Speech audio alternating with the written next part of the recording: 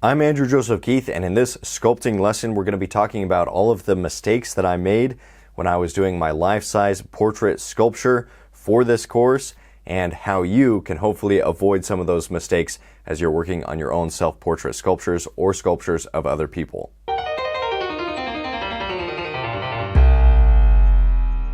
A lot of these mistakes are based around not following my own 10 steps to a successful portrait sculpture that I went over in a previous lesson. The first mistakes happened before I even started sculpting, and those had to do with the reference images that I was taking.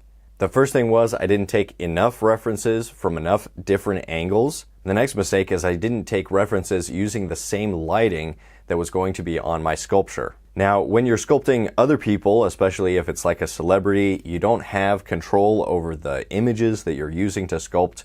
But if you do have that control, then it's really important to try to get as many angles as you can. So you want to get a complete turnaround, and then also some images from above and from below, and try to get that lighting as close to the lighting of your sculpture as you can. And that'll really be helpful as you're trying to refine and define the shadow shapes later on in the process. The next set of mistakes had to do with the block-in of the sculpture. The mistakes that I made with my block-in was that it was too large, it was too developed, and it wasn't symmetrical. And so if you remember from our lesson on the block-in, block-ins are supposed to be smaller than the final sculpture will be to give us plenty of space to build out the forms on top of. For this sculpture, I wanted it to be life-size, exactly 1-to-1 scale. And so when I made the block-in too large, it made it really difficult to build out that sculpture by adding pieces of clay.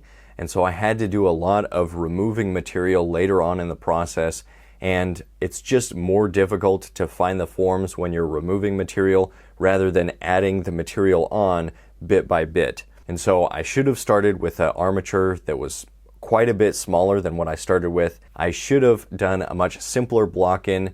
The Bodum method block-in is now my favorite method for sculpting specific people because it's so simple, just like a wedge shape or an axe shape, and it gives me all of that negative space to build on those forms. And when it's more simple like that, it's much easier to get a symmetrical block-in, and that way you have a really accurate foundation to continue building on top of throughout the next stages of the process. Another mistake was that I didn't measure at the beginning. So I did a lot of sculpting without taking my calipers out and just doing a 1-to-1 measurement of a bunch of the different features that we went over in our lesson on measuring your portrait. And because of that, when I finished with the sculpture, I went back and did some measurements, and some of the features are still quite a bit off. That means I need to go back and resculpt those areas, or I just need to accept the fact that the measurements are not that accurate in many of the places on the sculpture. Another mistake was that I didn't start over when I could have, and I probably should have, and I just kept on working at it and trying different things. And I think if I would have started over, it would have been much easier. I would have found a likeness a little bit faster, and I would have been able to address those issues that I had at the beginning with the references, with not taking measurements, with the block-in that was too large. All of those issues I could have resolved, and it would have gone faster the second time. I've heard from a sculptor that he never regretted starting over. That being said, because I took the time to just keep working on it and working on it, I did get it to a point where I felt like it was a good looking sculpture. Even if you've worked on a sculpture for many, many hours, don't be afraid to start over, and you might be surprised how fast it comes along the second time around. Another mistake that I made was I didn't sculpt the head at the same angle as the reference photos. When I took the reference photos, I was just looking straight on, but then when I was sculpting, the sculpture's head was looking slightly up, so the chin was more up, and I think that was just because I'm looking a little bit down on the sculpture, and so I just kind of got mixed up with the references. And that can be a serious issue when you're trying to sculpt from a different angle that your references. It can change the pose, or it can change the way the sculpture looks. It just makes things more difficult. So make sure that you're sculpting from the exact same angle and that the sculpture is in the exact same pose as the reference images. A mistake that I made several times was misplacing the ears. So the ears would either be too high or too low. One ear would be a little bit too far forward or too far back. And I think a lot of this issue was with that previous mistake of not having the exact same position of the head. And so the ears, when you're looking at the head from the front view, the ears will change in comparison to the nose depending on if your head is tilted up, the ears will look like they're a little bit farther down. If your head's tilted down, they'll look like they're a little bit farther up. I think that was the issue that I was struggling with quite a bit, was the placement of the ears. And so you can see how these mistakes kind of build on one another, so that when the sculpture starts to go off in the wrong direction, it's really a challenge to get it to come back and correct those mistakes that were made. Another mistake is that I didn't check the sculpture often enough. So I think if I would have checked more often, then I would have caught a lot of these mistakes earlier on in the process, would have saved me a lot of work, a lot of headache. So checking throughout the process, during each stage of the process, and rechecking, that's how I could have avoided a lot of these mistakes. If you're not checking your references enough, then you start to get used to how your sculpture looks, and you're not thinking about the reference or the person that you're sculpting, you're thinking about your sculpture and just making it look like a better version of the sculpture rather than a better version of the actual person that you're sculpting. And that happened with me. I wasn't checking the references nearly enough. I wasn't bouncing back and forth between references. And pretty soon I got used to how the sculpture looked, and I thought, oh, I guess I just kind of look like this. But then I'd look in the mirror and be like, oh no, not really. I actually don't look like that. And so I would have to go through and find other ways to change things and move things around, because I was really struggling with that likeness from getting that tunnel vision that comes from observing the sculpture for too long. And then some other small mistakes. The eyes were too small in a lot of the sculpting process.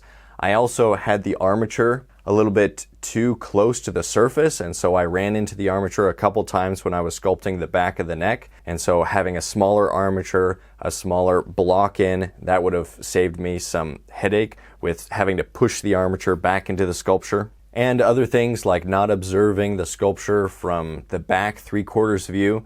And so when you're sculpting, sometimes this back side view, it's a lot easier to see things like the shape of the cheek as it rounds off. And looking at the sculpture from extreme angles like that, I think we don't spend enough time working on the back of the sculpture, the back of the head. And so that was another mistake that I made. There's a bunch of mistakes that I made, and some of the things that helped me as I was trying to resolve these mistakes was a mirror. So it really helped to be sculpting and then looking at a mirror so that I could see my face in the mirror and I could see the sculpture in the mirror, and then try to match those. For some reason, just having the image flipped in a mirror just gave me a fresh perspective. There was also a point later on in the process when I was getting really frustrated, and so I said, I'm just going to back away from the sculpture. I'm going to put up the reference images on my iPad, and then right next to it, I'm going to have the camera monitor, and then I aligned the sculpture and the reference so that I was looking at the exact same angle. And then I would try to match the two, so I would resolve any issues that would stand out to me as I would look back and forth. Then I would turn it just slightly, and then turn the reference photo slightly, and then do the same thing again, and I did that all the way around the sculpture. And I felt like after a lot of the issues that I was struggling with were able to be resolved, and I was able to get closer to the likeness that I was going for in this self-portrait sculpture. Okay, after all of that and all of those mistakes, I didn't get the likeness 100%, but I was happy with the end result. I did get it to a place where people mentioned several times that it felt very lifelike, which is a great compliment when it comes to a portrait sculpture. Now, obviously, mistakes are just part of the journey. You make a lot of mistakes when you're learning a new skill, so don't be worried about making mistakes. You're going to make mistakes. I make a lot of mistakes, and so it's just good to learn from our mistakes when we can. And then hopefully we'll do a little bit better at making those mistakes less and less as we move forward and get better and better at sculpting.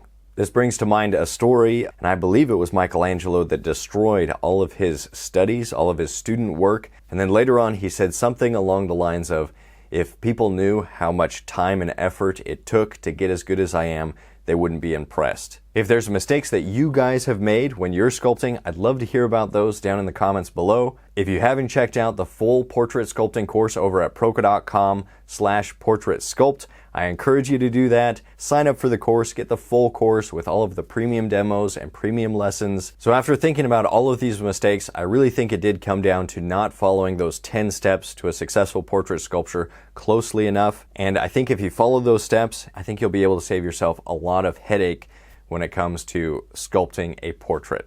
As always, stay creative, stay productive. I'll see you in the next lesson.